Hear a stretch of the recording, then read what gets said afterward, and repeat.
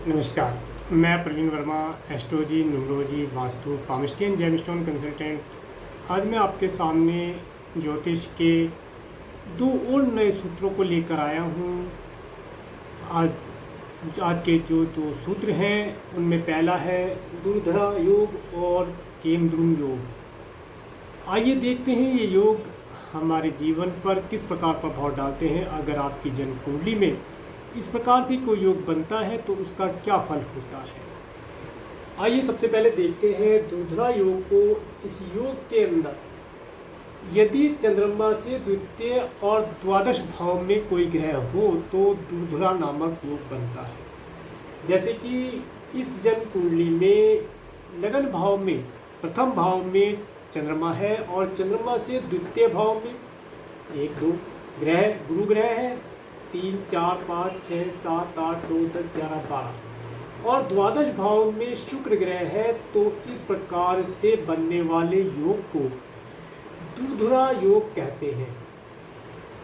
दुर्धरा योग में ये जरूरी नहीं है कि ये चंद्रमा यही हो, चंद्रमा आपकी कुंडली में कहीं पर भी हो सकता है। पर जो सूत्र है, सूत्र जो कहता है, सूत्र के अनुसार चंद्रमा से द्वितीय और द्वादश भाव में यदि कोई ग्रह है तो दुर्धरा नामक योग बनता है। अब इस योग का फल क्या होता है, यह योग हमें क्या फल प्रदान करता है।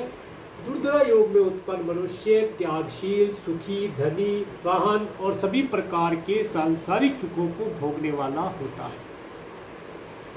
कहने का मतलब यह है कि जिस व्यक्ति की जन्मपत्री में दुर्धरा नामक योग बनता है वह व्यक्ति जीवन में सभी प्रकार के सुखों का उपभोग करता है, सभी प्रकार के भौतिक सुखों का उपभोग करता है, त्याग दान इत्यादि भी काफ़ी मात्रा में करता है, त्यागशील होता है, दिखने में बहुत सुंदर होता है, उत्तम विचारों वाला होता है और सभी प्रकार की संपत्ति प्राप्त करता है अपने जीवन में। तो इस प्रकार से ये था दुर्धरा नामक योग के विषय में। आगे देखते हैं केमद्रुम योग। ये योग क्या बताता है।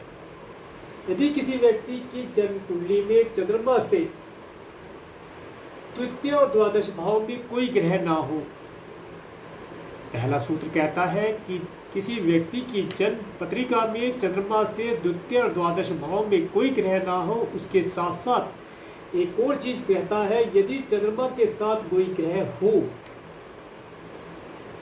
यदि चंद्रमा से केंद्र में कोई ग्रह हो और यदि लगन से केंद्र में कोई ग्रह हो तो केमद्रुम नामक योग नहीं बनता। मैं आपको विस्तार में समझाता हूँ। केमद्रुम योग बनता कब है, जब चंद्रमा से द्वितीय और द्वादश भाव में, चंद्रमा अगर यहाँ है तो यहाँ से द्वितीय भाव 1 2, दूसरे भाव में 3 4 5 6 7 8 9 10 11 12 द्वादश भाव में कोई ग्रह नहीं है तो केमद्रुम योग बनता है। अगर चंद्रमा से द्वितीय और द्वादश भाव में कोई ग्रह नहीं है तो केमद्रुम योग बनता है। परंतु यदि चंद्रमा के साथ कोई ग्रह हो, अब मान लीजिए यहाँ पर तो कोई ग्रह नहीं है और चंद्रमा के साथ शुक्र ग्रह को हम बिठा देते हैं तो अब ये केमद्रुम योग नहीं बनता है। और इसके साथ साथ यदि चंद्रमा, अब हम इसे हटा देते हैं यहाँ से, सेकंड कंडीशन क्या बताता है कि चंद्रमा से केंद्र में कोई ग्रह हो। चंद्रमा से केंद्र में, आपको पता ही है केंद्र लगन से 1 2 3 4, चौथा 7वां 10वां और लगन, ये 4 हमारे केंद्र होते हैं। तो अब ये कहता है सूत्र कि चंद्रमा से केंद्र में कोई ग्रह हो, तो चंद्रमा से केंद्र 1 2 3 4 अगर यहाँ पर, या 1 2 3 4 5 6 7 यहाँ पर, 8 9 10 या यहाँ पर, अगर इन स्थानों पर कोई ग्रह है तो केमद्रुम योग नहीं बनता। इसके आगे अगला सूत्र में बताया है कि यदि लगन से केंद्र में कोई ग्रह हो, अब लगन से केंद्र यहाँ पर,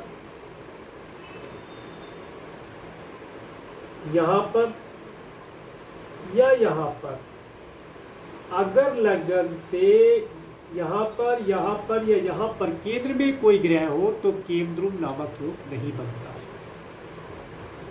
इस प्रकार से आपने समझा कि केमद्रुम या केमद्रुम नामक योग किस प्रकार से बनता है। अब इसका और किस प्रकार से नहीं बनता है।